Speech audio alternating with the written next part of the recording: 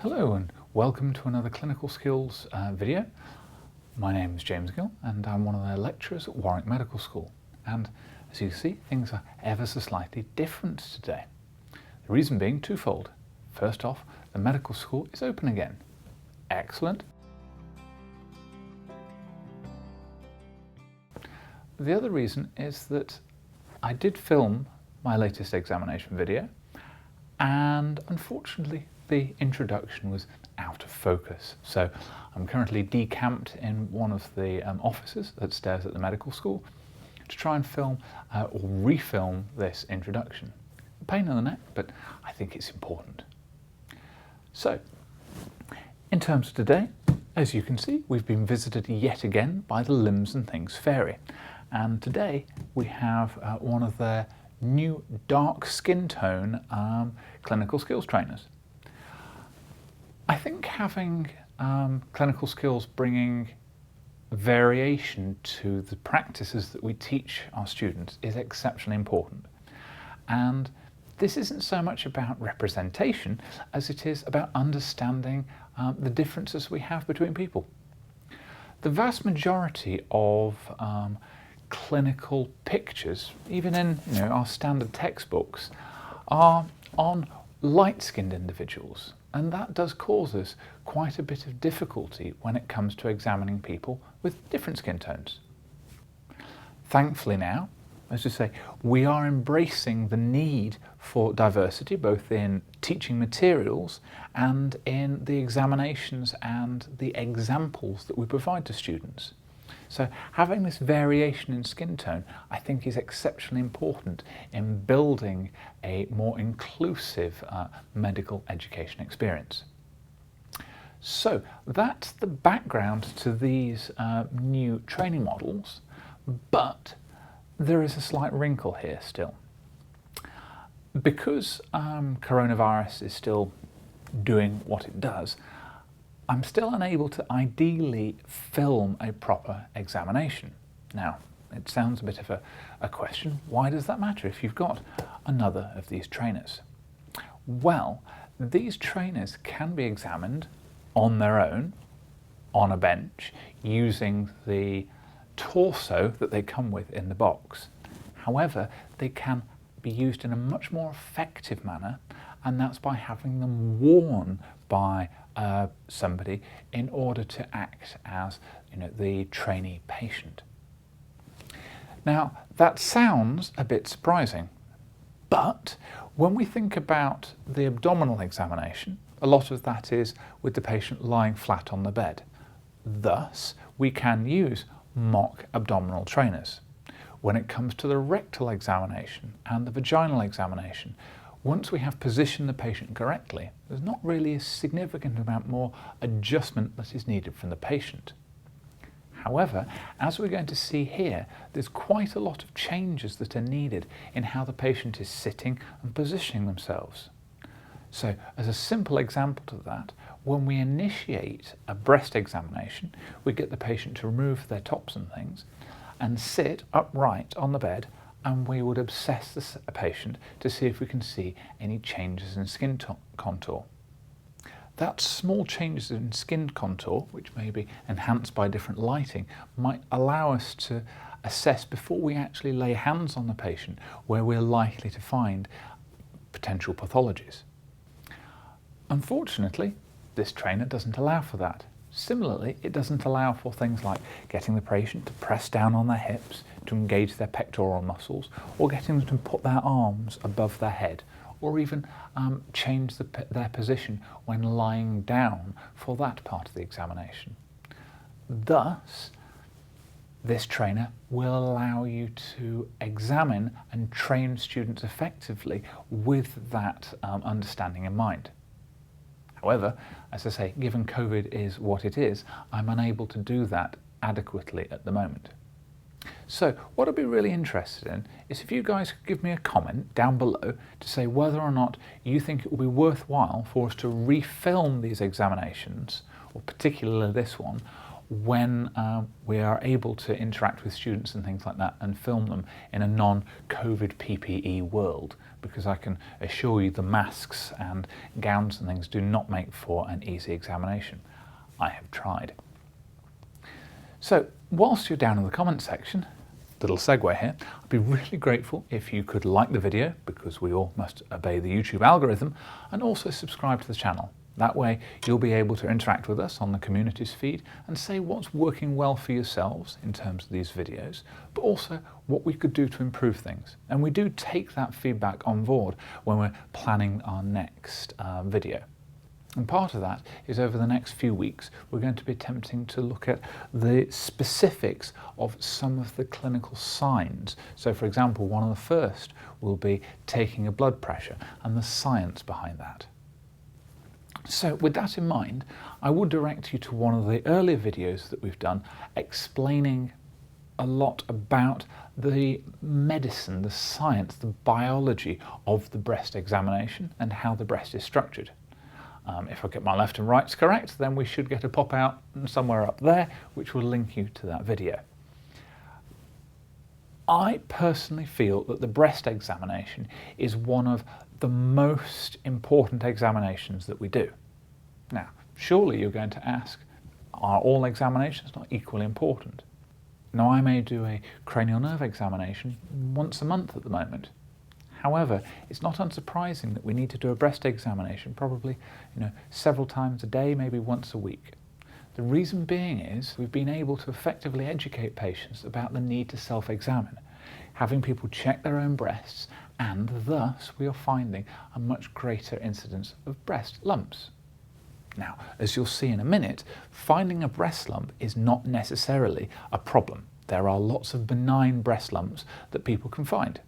However, having this knowledge out in the community, and people are doing so well at coming forward when they've found a lump, when something is worrying them, which is tremendous. It does mean that I'm doing breast exams quite often.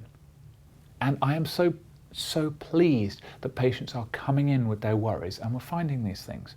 And hopefully it means those few patients that do have breast cancer, we understand that 1 in 9 people in the UK are at risk of getting breast cancer in their lifetime, that we'll catch things early, so we'll hopefully be able to address that problem, address that cancer, without it becoming a much more significant problem for them.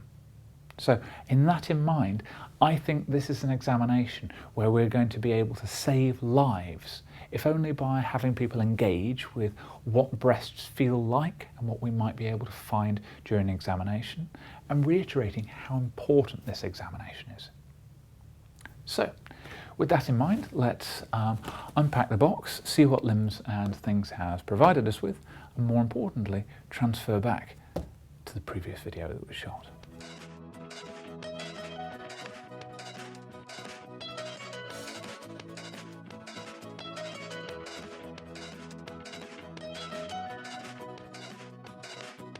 So if we have a look at the pathology that Limbs and Things has included in the box, we've got an example of large fibrocystic disease, approximately 6 centimetres across. This will be easily palpable, is having a multi-lobular surface, but that surface should be relatively smooth.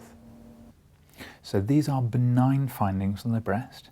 They tend to be rubbery and often found in both breasts, and crucially change across the menstrual period. It's often appropriate to reassure a patient who's attended with what appears to be fibrocystic changes, particularly if they've been there for a matter of days to weeks. However, if we did find that the mass continued on after menstruation, then it would be entirely appropriate and correct to ensure that the patient was seen in the breast clinic and the nature of the lump investigated. Then we have a fibroadenoma. This is probably one of my favourite pieces of the trainer here. The fibroadenoma is known as a breast mouse because of the way that it moves around in the breast tissue when examining it, as it's sitting in its own pocket within the breast.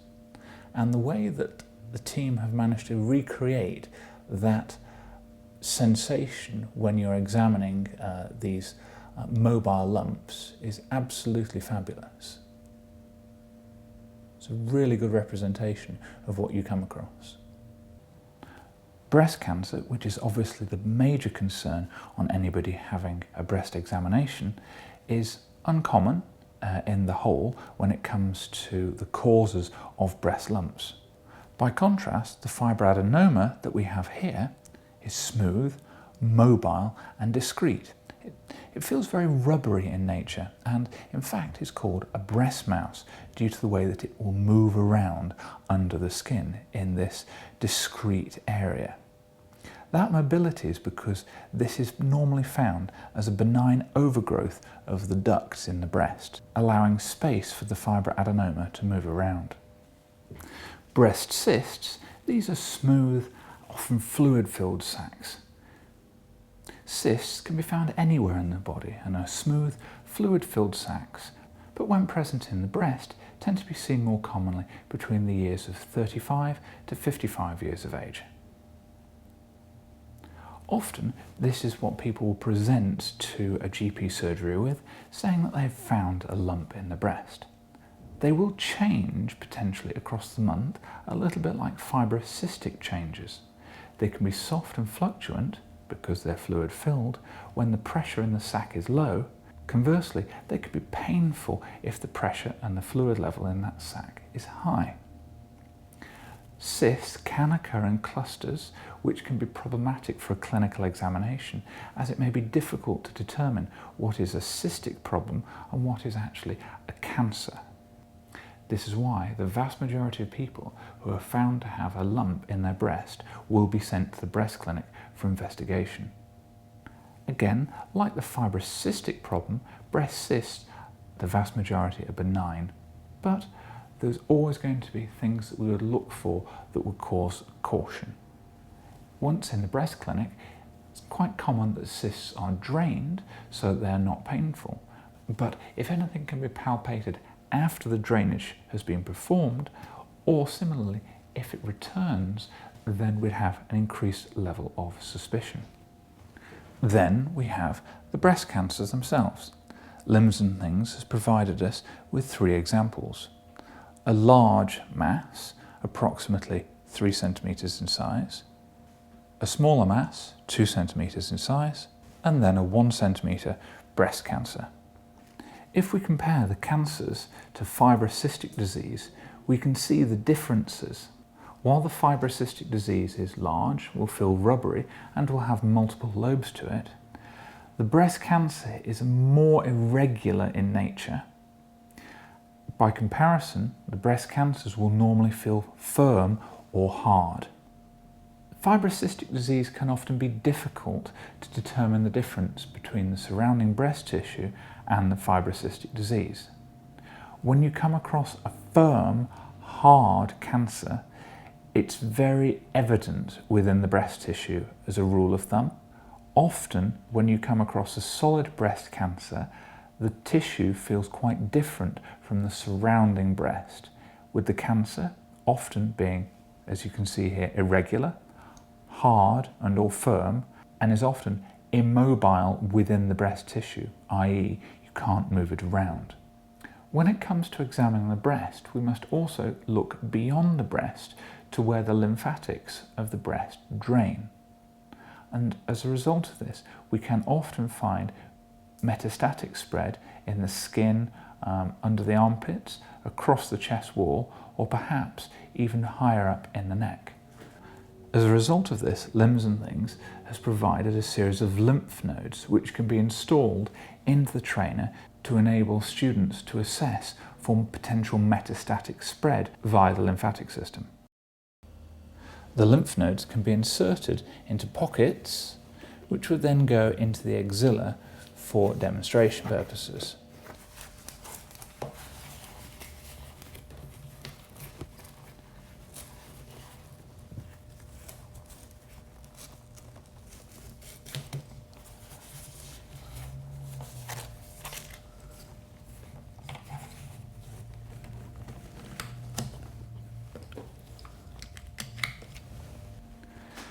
When it comes to utilising the breasts, The back plates can be removed, giving access to the breast tissue, whereupon cancers can be placed at various locations in the breast before being put back on.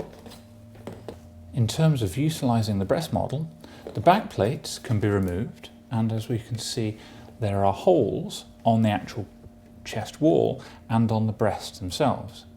This allows cancers to be installed on the breast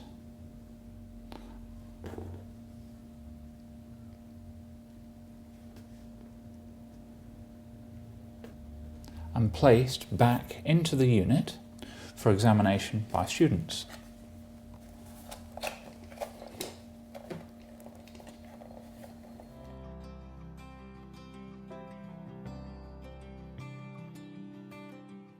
Any swellings that we do find can be assessed with a mnemonic space spit. That being the size, the position, any attachments, the consistency, and what are the edges. We also want to assess what the surface is like, if there is any pulsation, if there's any inflammation, and crucially, can it transilluminate, suggesting fluid. So today we've got the final part of the quartet that makes up our sensitive examinations. We've done the rectal examination, we've done the male genital examination, we've done the female genital examination, and now we're going to be doing the breast examination. We've done really well with the other videos, having a balance between having open comments and also having them held for moderation. And given that we're dealing with the breast examination today, we're going to do the same again. So please feel free to put all the appropriate comments down below, but note that they will be held, so there'll be a brief delay before they go live. I'm sure you understand, and thank you for that.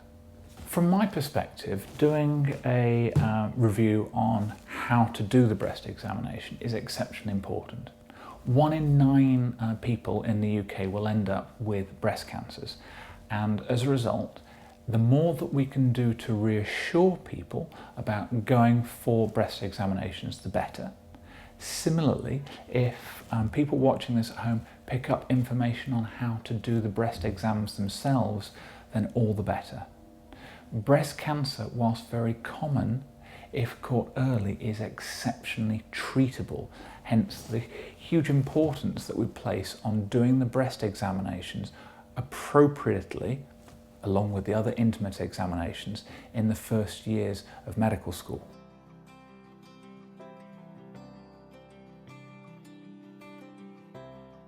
In order to do the breast examination appropriately, we need to get adequate consent. So that will involve explaining to the patient we're going to get them to disrobe and sit bare-chested on the table. When we do that, we're going to get them to do some movements with their arms so we can observe how the breasts move. Then we'll get them to lie down and we'll place our hands on the patient's chest in a systematic manner, pressing over the breast tissue. Note, it's a small thing for me, but personally I do not like the word feel to be used in an examination such as this. A feel is a very emotive word and in many ways could be considered inappropriate. There's a lot of personal preference here. So for example, if I'm examining someone's abdomen, I'll frequently say, I'm just going to feel around your tummy, make sure there isn't any lumps and bumps. That would be quite normal, I think, because we're trying to reassure the patient, and tone and choice of words is vital. That's particularly seen with the breast examination. Hence, I would not offer to feel a patient's breasts, but I would offer to examine their breasts and palpate over the breast tissue. So I would offer to examine the patient's breasts and palpate, so press over their breast tissue to see if we could find any problems, such as lumps and bumps. Having gained adequate consent, we need to organise for a chaperone. It is exceptionally important to have a chaperone for an intimate examination, and the examination should not proceed without. Ideally, the chaperone should be a neutral and/or trained party, and they have 2 roles. both to observe the examination to ensure no harm is coming to the patient due to inappropriate steps. The chaperone also protects the clinician against false accusations from the patient. Frequently, patients will ask if a relative is able to come into the room with them. Absolutely, because this is an intimate examination, and if a patient has found a breast lump, for example, they're likely to be exceptionally worried about this. So having that support is crucially important. But that patient is not impartial, and we would also require a separate chaperone for that examination. Having gained consent and having our chaperone in the room, we want to have the patient to disrobe, whereupon we'd have them sat on the bed, sitting upright.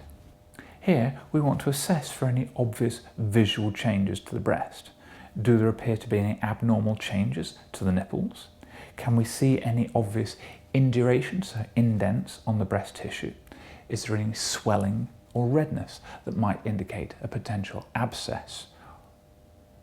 Can we see a strange coloration over the breast and changes to the skin texture that might suggest something such as peau d'orange, a condition where breast cancer has infiltrated into the lymphatics, preventing drainage of the breast? In the vast majority of cases where we initially observe the patient sat on the examination couch, we won't see any abnormal features, so we need to see if we can highlight any. That will be done by getting the patient to put their hands on their hips and push down on their pelvis. This will contract their pectoralis major muscles and may give rise to us seeing dimples or lumps becoming evident, which couldn't before because of their placement on the chest wall. Then we get the patient to put their arms up behind their heads. This elevates the breast and changes the lie once again over the chest wall. With the patient in this position, we may see once again new dimples potentially or lumps become visible that were not visible before. To proceed with the examination, we'll need to get the patient to lie flat so that we can assess the breast by doing palpation. With the patient lying down, again we're going to assess to see if we can see any changes in the breast from a third position of difference. Then we need to initiate palpating the breast. Given that we've previously seen that we have installed a cancer on the left breast here, thus we'll treat that in the same way we would if a patient was complaining of problems with their left breast. Thus we'll start off on the right side. Again, having made sure we've appropriately washed our hands, we're going to start in the upper part of the chest region just below the shoulder. This is the tail of Spence, and the breast tissue extends all the way up here. And it's very important that this area is not forgotten, as it can hide a cancer or potentially metastasis. We're going to press down simply up and down across the breast tissue. And same again, covering the whole breast systematically, with the finger pulps for any lumps, any changes in consistency of the skin or the fatty tissue underneath. We're going to make sure we go all the way up to the edge of the sternum, because again the breast will extend this far, and then coming back across to the other side to ensure that all regions are adequately and appropriately covered. There are some clinicians that prefer to do a circular approach, starting in the centre of the breast and coming out. If we do have a lady with particularly large breasts, then it would be appropriate to use both hands in order to palpate the breast tissue between our fingers. We'd also need to press directly over the nipple to see if anything could be palpated from behind it. After having assessed the non-problematic breast, we're going to move on to the breast that the patient has complained of an issue in. Again, we'll start in the tail of Spence, moving down across the breast in a uniform manner, making sure that we're covering all four quadrants of the breast. In doing so, I've already felt a fullness in this area, as we'd expect from where we've placed our cancers. And then again, going over the far side of the breast, and then I'm going to press down over the nipple again to make sure there's nothing hidden behind there. We'd want to make sure that we focus then over the area where we have found an abnormality in order to be able to characterise it. In terms of that characterisation, we'll use the space spit mnemonic. In the same way that we pay particular attention to the tail of Spence to make sure we're not missing any cancers of the breast, we also need to make sure we pay close attention to the lymph nodes to ensure we haven't missed any spread. Once we've assessed the patient by palpating the breast, we get the patient to sit up, which will allow us to assess their lymph nodes. Now, the lymph nodes of the head and neck can be seen in the video up here. However, when it comes to examining the lymph nodes of the axilla, here in the armpit, we need to get the patient to rest their arm onto ours and give us the full weight. That is often quite a difficult challenge for the patient to do. So we try as best to get them to relax the weight, and then we're going to press on the inside, on the top, and on the outside of the armpit, the axilla, and then also against the chest wall. This can potentially be very uncomfortable for the patient. Try it on yourself now. Press in your armpit and you're pressing up against the bone of your arm, your humerus, and then against the inside and the outside of your armpit, and then finally rubbing so that you can feel the ribs with your fingers through the armpit. That requires quite a degree of pressure. Not so it's painful, but it is certainly an uncomfortable sensation. We would then need to make sure that we've done the same check on the opposite breast, because we must make sure that both breasts have been assessed fully and that there's absolutely no space for cutting corners here. And then we'd check for any supraclavicular lymph nodes by getting the patient to shrug their shoulders up to assess down above the clavicles. Again, with the other arm, we get the patient to rest their arm onto ours, and we're going to press up inside the armpit. Then we're going to press up along the top of the armpit, and we're going to press in with our fingers at the back of the armpit before pressing in against the chest wall.